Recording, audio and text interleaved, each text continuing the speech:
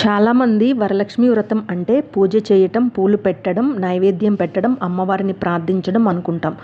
కానీ ఒక్కసారి ఆలోచించండి, వేల సంవత్సరాల క్రితం మన పెద్దలు ఎందుకు కొన్ని ప్రత్యేకమైన నియమాలతో ఈ వ్రతాన్ని రూపొందించారు?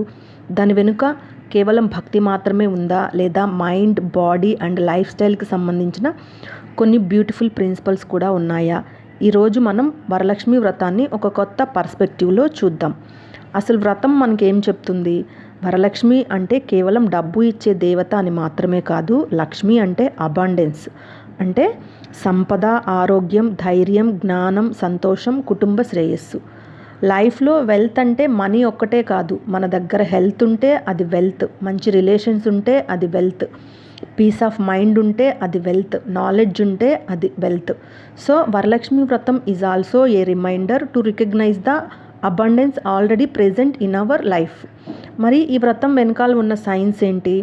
ఈ వ్రతంలో ఉండే కొన్ని ప్రాక్టీసెస్ మన సైకాలజీ అండ్ బిహేవియర్ మీద పాజిటివ్ ఎఫెక్ట్ చూపించగలవు. Example, cleaning. వ్రతానికి ముందు ఇల్లు శుభ్రం చేసుకుంటాం.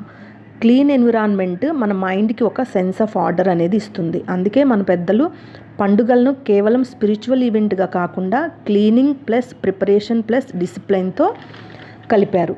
కొంతమంది వ్రతంలో ఉపవాసం లేదా కంట్రోల్డ్ ఈటింగ్ అనేది చేస్తారు. ఇక్కడ కూడా ఒక లెసన్ ఉంది. మనకు నచ్చిన ప్రతి థింగ్ వెంటనే చేసేయకుండా I can control myself అనే సెల్ఫ్ డిసిప్లిన్ డెవలప్ చేసుకోవడం. అయితే ఫాస్టింగ్ అందరికీ తప్పనిసరి కాదు. హెల్త్ కండిషన్స్ ఉన్నవారు, లేకపోతే మెడిసిన్స్ తీసుకునేవారు తమ హెల్త్కి అనుగుణంగా ఉండాలి. అంటే బ్లైండ్ బిలీఫ్ కాదు, మైండ్ఫుల్ ప్రాక్టీస్. పూజ టైంలో మనం కొంతసేపు ప్రశాంతంగా కూర్చుంటాం, ఫోన్ పక్కన పెడతాం, మన అటెన్షన్ ఒక చోట ఫోకస్ చేస్తాం, మంత్రాస్ లేదా ప్రేయర్స్ రిపీట్ చేస్తాం.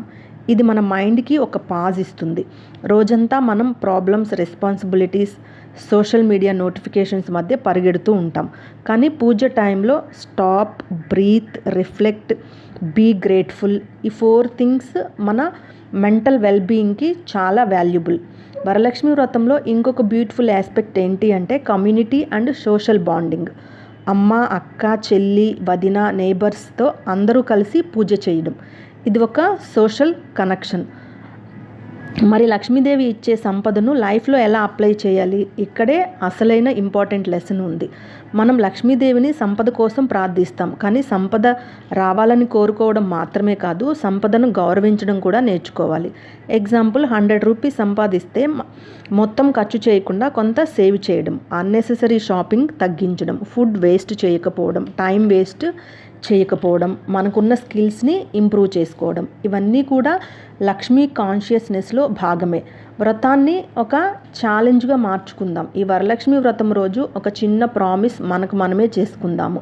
ఈ రోజు నుండి అన్నెసెసరీ స్పెండింగ్ తగ్గిస్తాను, నెగిటివ్ థాట్స్కి ఎక్కువ ఇంపార్టెన్స్ ఇవ్వను, టైం వేస్ట్ చేయను, ఇన్స్టెడ్ ఎవ్రీడే కొత్త విషయాలు నేర్చుకుంటాను, మనీని రెస్పాన్సిబుల్గా మేనేజ్ చేస్తాను, నా హెల్త్ని కేర్ చేస్తాను, నా ఫ్యామిలీకి టైం ఇస్తాను, నాకున్న దానికి గ్రాటిట్యూడ్ ప్రాక్టీస్ చేస్తాను. అప్పుడు ఏమవుతుంది? పూజ ఒకరోజు మాత్రమే ఉండదు, మన లైఫ్ స్టైల్లో ఒక భాగం అవుతుంది. మన పెద్దలు ఇచ్చిన ప్రతి ఆచారాన్ని కేవలం ఇలా చేయాలి కాబట్టి చేస్తున్నాను అని కాకుండా దాని వెనుక ఉన్న మంచి మెసేజ్ ఏంటి అని ఆలోచిస్తే మన ట్రెడిషన్స్ చాలా లెసన్స్ నేర్పుతాయి. వరలక్ష్మి వ్రతం అంటే డబ్బు మాత్రమే కాదు, health is wealth, knowledge is wealth, good relationships are wealth, peace is wealth and most importantly a grateful heart is also a form of wealth. కాబట్టి ఈ వరలక్ష్మి వ్రతం రోజున అమ్మవారిని పూజించడంతో పాటు మన లైఫ్లో ఉన్న లక్ష్మి ది అబాండెన్స్ని గుర్తిద్దాం. మనకు లేని వాటిని గురించి కంప్లైంట్ చేయడం కంటే మనకు ఉన్న వాటికి గ్రాటిట్యూడ్ చెప్పడం నేర్చుకుందాం. అదే నిజమైన సంపద, అదే ఈ వ్రతం ఇచ్చే లైఫ్ లెసన్. హ్యాపీ వరలక్ష్మి వ్రతం టు ఎవ్రీవన్. శ్రీ వరలక్ష్మి అమ్మవారి అనుగ్రహం మీ కుటుంబం మీద ఎల్లప్పుడూ ఉండాలని కోరుకుంటున్నాను.